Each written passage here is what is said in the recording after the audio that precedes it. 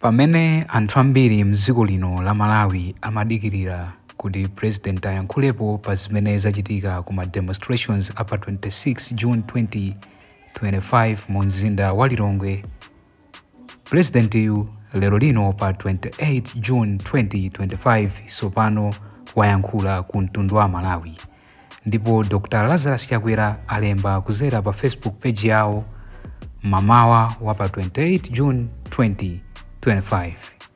Mukulemba kwawo kapena kuti mukuyankha kapenanso kuti mukupanga address kwawo pa nkhani imene inachitika ku Lilongwe ija, iwo ayankha kuti kapenanso achita respondi kuti while here in Nigeria, I have been closely following the developments back home and I strongly condemn the violence that marred recent demonstrations in the capital.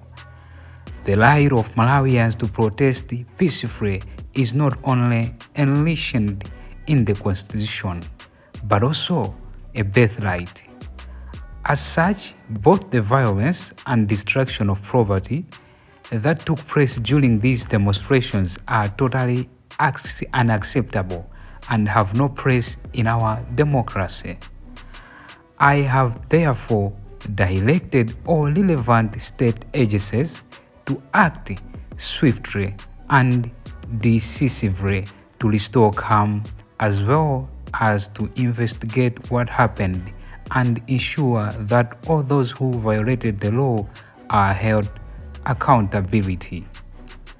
As President, I'll be expecting a preliminary report on finding from both the Minister of Homeland Security and Defense upon my return, which should form the basis of further actions we will take to ensure this does not happen again and that the 80 days between now and election day are peaceful and violence-free. In the meantime, let us each remain vigilant against those who seek to use our right to protest as an occasion to perpetrate violence and rawness for political gain. Let us not allow them to tear down the country we are working so hard to rebuild. So zimenezi ndi zimene wayankhula President wa dziko lino la Malawi Dr. Chakwera pamene iyeyu ali ku Nigeria. Mwina kungotanthauzirako pang'ono, President a dziko lino la Malawi Dr.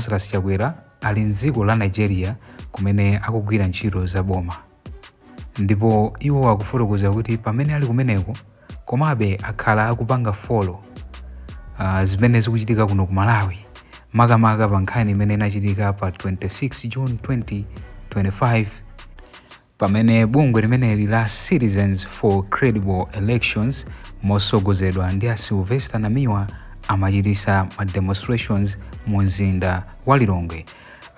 Mwina kwa ena ma demonstrations amenewa amaonesa kusakondwa ndi zimene akuchita ameki posalola zipani kapena kuti independent organization to audit system yawo imene afuna kuzagwiritsa ntchito pa 16 September pa mavoti. Nde iwowa they were against that decision, so amachita ma demonstrations chifukwa choyamba ndi chimenecho. Chifukwa chachiwiri pakuti akukana makamaka ameki amene akukana kuti pasakhale independent audit, iwo amachita ma demonstrations amene pofuna kuwachosa akuluakulu ameki pa mipando yawo, makamaka Annabel Ntalimanja komanso Anthu Mpesi. Nde anachita zoyenera china chilichonse kuti ma demonstrations amene watheke mpaka na DC aku Lilongwe adawaloladi kuti achite ma demonstrations amenewa, koma ali mkati pa tsikuli kunatulukira anyamata zikwanje amene anasokoneza ma demonstrations amenewa mpakana ndikuyamba kuamenya a Sylvester Namiwa amene amasogolera ma demonstrations amenewa, apolisi komanso Malawi Defense Force kapena kuti asilikali ali pompo. So zimenezi ndi zimene zakhala zikuchitika kuyambira pa 26 kufikira lero lino pa 28 June 2025 president wa dziko lino la Malawi akuyankhapo kapena kuti akuchita respond pa zimene zachitikazi, ndipo mukuyankhula kwake iyeyo akuti ali against zimene zinachitikazi, ndipo iyeyo china chilichonse choyenera kuti achite wachita, kuti akamazabwera azamve malipoti makamaka afufuze kuti zimenezi zinakhala motani, ndipo wapangayo akuyenera kuti alandire chilango, chifukwa wina aliyense ali ndi ufulu ochita ma demonstrations, wina aliyense ali ndi ufulu wobadwa nawo wokuti atha kuchita ma demonstrations as long as asasokoneze kapena kuti asate malamulo. Nkupitiriza kuyankhula iwo waso ananena kuti ngakhale anthu ena akuchita ma demonstrations koma aziyesesa kuti they should be responsible, pakuti ma demonstrations ena amaononga zinthu zimene dziko lino lakhala likuchita kuti mwina mwake lipite pasogolo, ndi ma demonstrations ena aziyesesa kuti asamakhale osokoneza ma developments amenewa. Zimenezo ndi zimene ayankhula a president Dr. Lazarus Makafe Chakwera lero lino makamaka akuyankhapo kapena kuti kuyikirapo ndemanga pa zimene zakhala zikuchitika pakumenyedwa kwa anamiwa ku ma demonstrations apa 26 June 2025.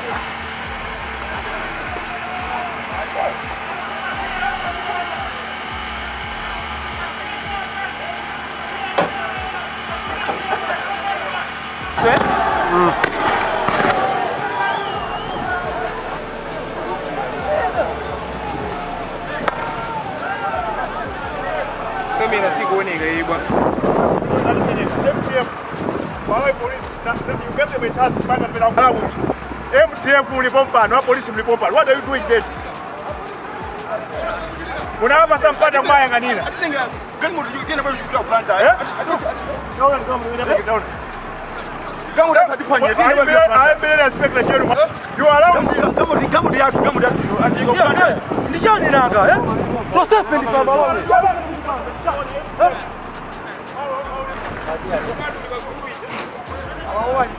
Kaza polisi. Kama ndo kasa kasi. Unataka asigale unataka. Hadi